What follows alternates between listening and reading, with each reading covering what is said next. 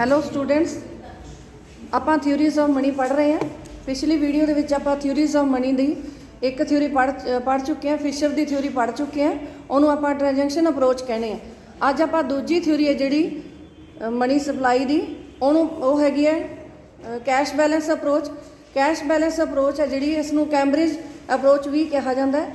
Cambridge approach ਇਸ ਨੂੰ ਇਸ ਕਰਕੇ ਕਿਹਾ ਜਾਂਦਾ ਕਿਉਂਕਿ ਜਿਹੜੇ ਅਰਥਸ਼ਾਸਤਰੀਆਂ ਨੇ ਇਹ ਅਪਰੋਚ ਬਾਰੇ ਦੱਸਿਆ ਜਾਂ ਲਿਖਿਆ ਹੈਗਾ, ਉਹ ਸਾਰੇ ਕੈਂਬਰਿਜ 'ਚ ਪੜ੍ਹਾਉਂਦੇ ਹੋਏ ਅਰਥਸ਼ਾਸਤਰੀ ਸੀਗੇ, ਪ੍ਰੋਫੈਸਰ ਸੀ ਉੱਥੇ ਕੈਂਬਰਿਜ ਯੂਨੀਵਰਸਿਟੀ ਦੇ। ਇਹ ਕਿਹੜੇ ਕਿਹੜੇ ਸੀਗੇ? ਮਾਰਸ਼ਲ, ਪੀਗੂ ਅਤੇ ਕੇਂਜ ਸੀਗੇ। ਆਪਾਂ ਅੱਜ ਇਹਨਾਂ ਦੇ ਵਿੱਚੋਂ ਮਾਰਸ਼ਲ ਦੀ ਇਕੁਏਸ਼ਨ ਹੈ ਜਿਹੜੀ, ਉਸ ਬਾਰੇ ਪੜ੍ਹਾਂਗੇ। ਮਾਰਸ਼ਲ ਨੇ ਕੀ ਕਿਹਾ ਹੈਗਾ ਕਿ ਮੁਦਰਾ ਦਾ ਮੁੱਲ ਹੈ ਜਿਹੜਾ ਉਹ ਕਿਵੇਂ ਨਿਰਧਾਰਿਤ ਹੁੰਦਾ ਹੈ, ਮੁਦਰਾ ਦੀ ਡਿਮਾਂਡ ਦਾ ਅਤੇ ਪ੍ਰਾਈਸ ਲੈਵਲ ਦਾ ਕਿਹੋ ਜਿਹਾ ਰਿਲੇਸ਼ਨ ਹੁੰਦਾ ਹੈ, ਇਸ ਦੇ ਬਾਰੇ ਇਹਨੇ ਦੱਸਿਆ ਹੈਗਾ ਮਾਰਸ਼ਲ ਨੇ।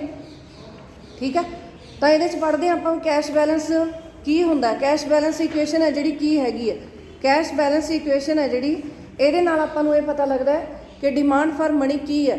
ਮਨੀ ਦੀ ਡਿਮਾਂਡ ਬਾਰੇ ਇਹਨਾਂ ਨੇ ਗੱਲ ਕੀਤੀ ਹੈ ਕਿ ਡਿਮਾਂਡ ਫਾਰ ਮਨੀ ਅਤੇ ਸਪਲਾਈ ਆਫ ਮਨੀ ਹੈ ਜਿਹੜੇ, ਇਹ ਦੋਨੇ ਮਿਲ ਕੇ ਮੁਦਰਾ ਦੇ ਮੁੱਲ ਨੂੰ ਨਿਰਧਾਰਿਤ ਕਰਦੇ ਹੈ। ਜਿਹੜਾ ਫਿਸ਼ਰ ਸੀ ਉਸਨੇ ਦੱਸਿਆ ਸੀ ਕਿ ਸਪਲਾਈ ਆਫ ਮਨੀ ਹੈ ਜਿਹੜੀ, ਉਹਦੇ ਨਾਲ ਵੈਲਿਊ ਆਫ ਮਨੀ ਨਿਰਧਾਰਿਤ ਹੁੰਦੀ ਹੈ, ਪਰ ਇਹਨਾਂ ਨੇ ਡਿਮਾਂਡ ਫਾਰ ਮਨੀ ਹੈ ਜਿਹੜੀ, ਇਸ ਨੂੰ ਜ਼ਿਆਦਾ ਮਹੱਤਵ ਦਿੱਤਾ ਹੈ। ਇਹਨਾਂ ਨੇ ਦੱਸਿਆ ਕਿ ਜਿਹੜੀ ਸਪਲਾਈ ਆਫ ਮਨੀ ਹੈ ਉਹ ਤਾਂ ਸਥਿਰ ਹੁੰਦੀ ਹੈ, ਕੌਂਸਟੈਂਟ ਹੁੰਦੀ ਹੈ, ਉਹਦਾ ਪ੍ਰਾਈਸ ਲੈਵਲ ਦੇ ਉੱਤੇ ਜਾਂ ਵੈਲਿਊ ਆਫ ਮਨੀ ਦੇ ਉੱਤੇ ਬਾਹਲਾ ਅਸਰ ਨਹੀਂ ਹੁੰਦਾ। ਪਰ ਡਿਮਾਂਡ ਫਾਰ ਮਨੀ ਹੈ ਜਿਹੜੀ, ਇਹਦੇ ਵਿੱਚ ਪਰਿਵਰਤਨ ਹੁੰਦੇ ਰਹਿੰਦੇ ਆ, ਇਹਦੇ ਨਾਲ ਵੈਲਿਊ ਆਫ ਮਨੀ ਹੈ ਜਿਹੜੀ ਉਹ ਪ੍ਰਭਾਵਿਤ ਹੁੰਦੀ ਹੈ, ਪ੍ਰਾਈਸ ਲੈਵਲ ਹੈ ਜਿਹੜਾ ਉਹ ਵੀ ਪ੍ਰਭਾਵਿਤ ਹੁੰਦਾ। ਤਾਂ ਹੁਣ ਆਪਾਂ ਪੜ੍ਹਾਂਗੇ ਵੀ ਇਹ ਕੀ ਹੁੰਦੀ ਹੈ, ਮਨੀ ਸਪਲਾਈ ਕੀ ਹੁੰਦੀ ਹੈ ਅਤੇ ਡਿਮਾਂਡ ਫਾਰ ਮਨੀ ਕੀ ਹੁੰਦੀ ਹੈ। ਇਹਨਾਂ ਦੇ ਅਕੋਰਡਿੰਗ ਕੈਂਬਰਿਜ ਅਰਥਸ਼ਾਸਤਰ ਦੇ ਅਨੁਸਾਰ ਜਾਂ ਕੈਸ਼ ਬੈਲੈਂਸ ਦੇ ਅਨੁਸਾਰ ਸਪਲਾਈ ਆਫ ਮਨੀ ਹੈ ਜਿਹੜੀ MS, ਸਪਲਾਈ ਆਫ ਮਨੀ ਦੇ ਵਿੱਚ ਕੀ ਕੁਛ ਹੁੰਦਾ ਹੈ? ਨੋਟ ਹੁੰਦੇ ਆ, ਨੋਟ ਹੈ, ਕੁਆਇਨਸ ਹੈ ਤੇ ਡਿਮਾਂਡ ਡਿਪੋਜ਼ਿਟ। ਡਿਮਾਂਡ ਡਿਪੋਜ਼ਿਟ, ਠੀਕ ਹੈ। ਮੰਗ ਜਮ੍ਹਾਂ ਜਿਹੜੀ ਬੈਂਕਾਂ ਦੇ ਵਿੱਚ ਪਈ ਹੈ, ਉਸ ਨੂੰ ਵੀ ਇਹਨਾਂ ਨੇ ਕੀ ਕਿਹਾ ਹੈਗਾ? ਸਪਲਾਈ ਕਿਹਾ ਹੈ। ਮਨੀ ਦੀ ਸਪਲਾਈ ਕਿਹਾ ਹੈ, ਮੁਦਰਾ ਦੀ ਪੂਰਤੀ ਕਿਹਾ ਹੈ। ਮੁਦਰਾ ਦੀ ਪੂਰਤੀ ਦੇ ਵਿੱਚ ਕੀ ਕੁਛ ਹੁੰਦਾ ਹੈ? ਨੋਟ ਹੈ, ਕੁਆਇਨ ਹੈ, ਡਿਮਾਂਡ ਡਿਪੋਜ਼ਿਟ ਹੈ। ਇਹਨਾਂ ਚੀਜ਼ਾਂ ਨੂੰ ਸ਼ਾਮਿਲ ਕੀਤਾ ਜਾਂਦਾ ਹੈ। ਪਰ ਇਹ ਸਾਰੇ ਆ ਜਿਹੜੇ ਸਥਿਰ ਹੁੰਦੇ ਆ ਕੇਂਦਰੀ ਬੈਂਕ ਦੁਆਰਾ ਜਾਂ ਬੈਂਕਾਂ ਦੁਆਰਾ, ਇਹਨਾਂ ਦੀ ਮਾਤਰਾ ਹੈ ਜਿਹੜੀ ਕੌਂਸਟੈਂਟ ਰੱਖੀ ਜਾਂਦੀ ਹੈ, ਨਿਰਧਾਰਿਤ ਕੀਤੀ ਜਾਂਦੀ ਹੈ। ਇਸ ਕਰਕੇ ਇਹਨਾਂ ਦੀ ਵਿੱਚ ਚੇਂਜ ਹੈ ਜਿਹੜਾ ਉਹ ਨਹੀਂ ਹੁੰਦਾ। ਠੀਕ ਹੈ, ਤਾਂ ਕਰਕੇ ਇਹਨਾਂ ਨੂੰ ਜ਼ਿਆਦਾ ਮਹੱਤਵ ਇਹਨਾਂ ਨੇ, ਕੈਂਬਰਿਜ ਅਰਥਸ਼ਾਸਤਰੀਆਂ ਨੇ ਡਿਮਾਂਡ ਫਾਰ ਮਨੀ ਨੂੰ ਜ਼ਿਆਦਾ ਇੰਪੋਰਟੈਂਸ ਦਿੱਤੀ ਹੈ ਅਤੇ ਫਿਸ਼ਰ ਨੇ ਸਪਲਾਈ ਆਫ ਮਨੀ ਨੂੰ ਜ਼ਿਆਦਾ ਇੰਪੋਰਟੈਂਸ ਦਿੱਤੀ ਹੈ ਵੈਲਿਊ ਆਫ ਮਨੀ ਨੂੰ ਨਿਰਧਾਰਿਤ ਕਰਨ ਵੇਲੇ। ਠੀਕ ਹੈ, ਤਾਂ ਹੁਣ ਹੈਗੀ ਹੈ ਡਿਮਾਂਡ ਫਾਰ ਮਨੀ ਕੀ ਹੁੰਦੀ ਹੈ? MD ਕੀ ਹੁੰਦੀ ਹੈ? MD ਹੈ ਡਿਮਾਂਡ ਫਾਰ ਮਨੀ, ਇਹ ਹੈਗੀ ਹੈ ਕੈਸ਼ ਬੈਲੈਂਸ। ਕੈਸ਼ ਬੈਲੈਂਸ ਦਾ ਜੋੜ। ਡਿਮਾਂਡ ਫਾਰ ਮਨੀ ਕੀ ਹੈ? ਇਹਨਾਂ ਨੇ ਦੱਸਿਆ ਵੀ ਜਿਹੜੀ ਮੁਦਰਾ ਨੂੰ ਲੋਕੀ ਆਪਦੇ ਕੋਲੇ ਕੈਸ਼ 'ਚ ਰੱਖਣਾ ਚਾਹੁੰਦੇ ਆ, ਉਹਨੂੰ ਡਿਮਾਂਡ ਫਾਰ ਮਨੀ ਕਿਹਾ ਜਾਂਦਾ। ਜਿਵੇਂ ਤੁਹਾਡੇ ਕੋਲੇ 50 ਰੁਪਏ ਹੈ, ਤਾਂ 50 ਰੁਪਏ ਤੁਸੀਂ ਆਪਦੇ ਕੋਲੇ ਹੀ ਰੱਖਣਾ ਚਾਹੁੰਦੇ ਹੋ, ਇਹਦੇ ਨਾਲ ਵਸਤੂਆਂ ਨਹੀਂ ਖਰੀਦ ਰਹੇ, ਆਪਦੇ ਕੋਲੇ ਰੱਖ ਰਹੇ ਹੋ, ਤਾਂ ਇਸ ਨੂੰ ਕੀ ਕਿਹਾ ਜਾਊਗਾ? 50 ਰੁਪਏ ਡਿਮਾਂਡ ਫਾਰ ਮਨੀ ਹੈ। ਠੀਕ ਹੈ, ਜੇ ਇਹਦੇ 'ਚੋਂ ਤੁਸੀਂ 20 ਰੁਪਏ ਦੀਆਂ ਵਸਤੂਆਂ ਖਰੀਦ ਲਈਆਂ ਤਾਂ ਕਿੰਨੇ ਬਚ ਗਏ ਕੈਸ਼ ਬੈਲੈਂਸ? 30 ਰੁਪਏ ਬਚ ਗਏ। ਤਾਂ 30 ਰੁਪਏ ਹੈ ਜਿਹੜੀ ਉਹ ਡਿਮਾਂਡ ਫਾਰ ਮਨੀ ਹੈ। ਜਿਹੜਾ ਪੈਸਾ ਵਿਅਕਤੀ ਆਪਦੇ ਕੋਲੇ ਰੱਖਣਾ ਚਾਹੁੰਦਾ ਹੈ, ਕੈਸ਼ ਦੇ ਵਿੱਚ ਰੱਖਣਾ ਚਾਹੁੰਦਾ ਹੈ, ਜਿਹਦੇ ਨਾਲ ਵਸਤੂਆਂ ਨੂੰ ਨਹੀਂ ਖਰੀਦਦਾ, ਤਾਂ ਉਸ ਨੂੰ ਕੈਸ਼ ਬੈਲੈਂਸ ਕਿਹਾ ਜਾਂਦਾ, ਡਿਮਾਂਡ ਫਾਰ ਮਨੀ ਕਿਹਾ ਜਾਂਦਾ। ਠੀਕ ਹੈ, ਫਿਸ਼ਰ ਨੇ ਕਿਹਾ ਸੀ ਕਿ ਪੈਸਾ ਹੈ ਜਿਹੜਾ ਜਾਂ ਡਿਮਾਂਡ ਫਾਰ ਮਨੀ ਹੈ ਕਾਹਦੇ ਵਾਸਤੇ ਕੀਤੀ ਜਾਂਦੀ ਹੈ? ਮੀਡੀਅਮ ਆਫ ਐਕਸਚੇਂਜ ਵਾਸਤੇ, ਵਸਤੂਆਂ ਨੂੰ ਖਰੀਦਣ ਵਾਸਤੇ ਪੈਸਾ ਹੈ ਜਿਹੜਾ ਉਸ ਦੀ ਡਿਮਾਂਡ ਕੀਤੀ ਜਾਂਦੀ ਹੈ, ਮਨੀ ਦੀ ਡਿਮਾਂਡ ਕੀਤੀ ਜਾਂਦੀ ਹੈ।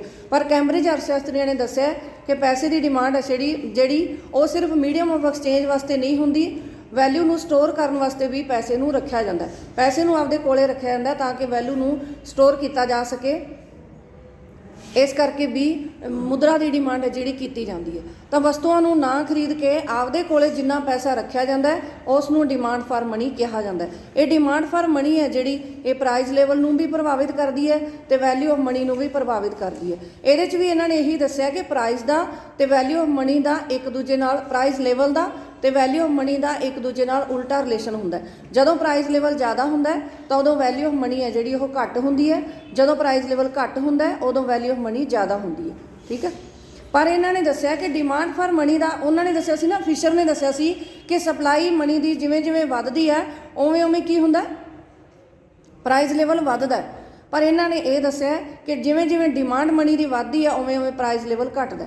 हुण जिवें 50 रुपए जे तुहाडे कोल हैगे आ उन्हां दे विच्चों तुसीं 30 रुपए बचा रहे हो तो 20 रुपए दीयां वस्तुआं खरीद रहे हो, तो 20 रुपए दीयां वस्तुआं खरीद रहे हैं, इस कर 20 रुपए खर्च कर रहे हो।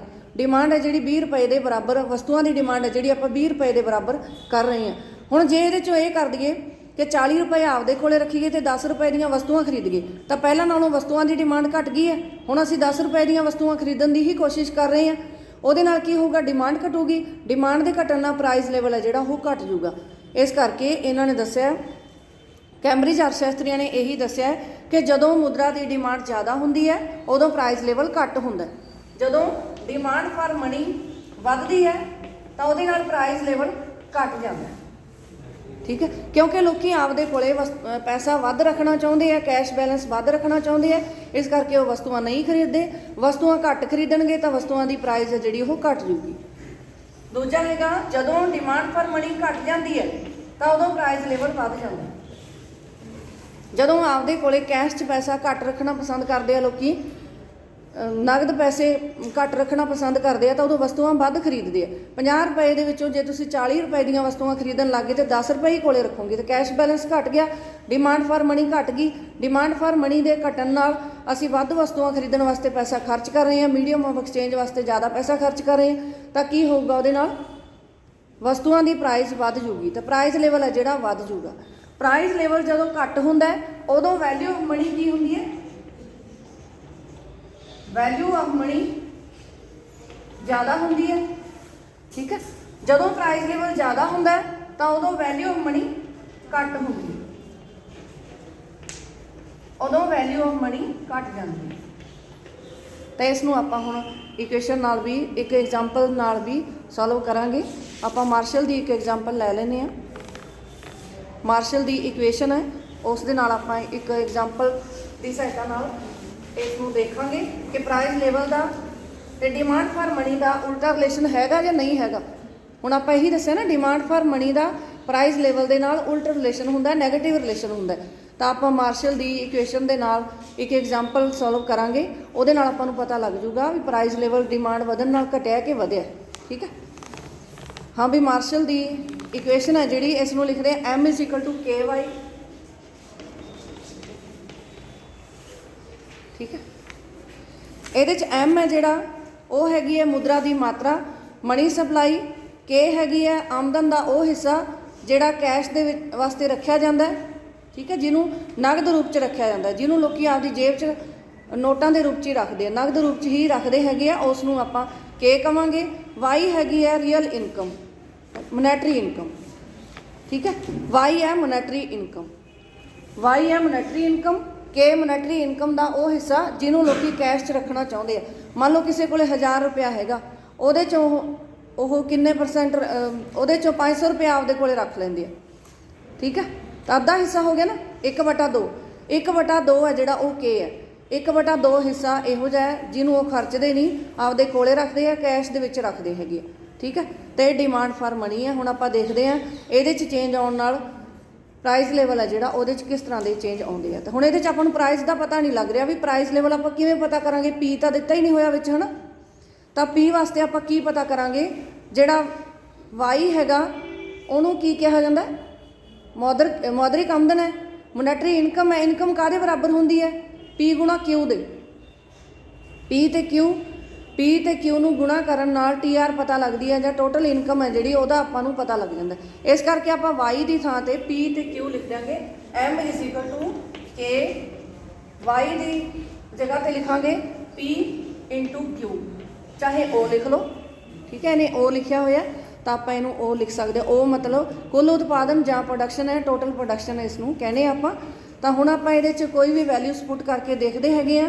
मान लो जदों मनी सप्लाई 100 है, मान लो जदों M है जिहड़ा ये 100 है, K की वैल्यू कितनी है, 1/5 है। K की वैल्यू 1/5 है। तो Y है O है जिहड़ा ये कितना हैगा, दस दे करो। नहीं 100/100 थोड़ी है। Y O हैगा 500 इकाइयां। ओ जां Q है 500। ठीक है, ਹੁਣ ਆਪਾਂ ਇਹਦੇ ਵਿੱਚ ਇਹਨੂੰ ਪੁੱਟ ਕਰਕੇ ਦੇਖ ਲਓ ਤੁਸੀਂ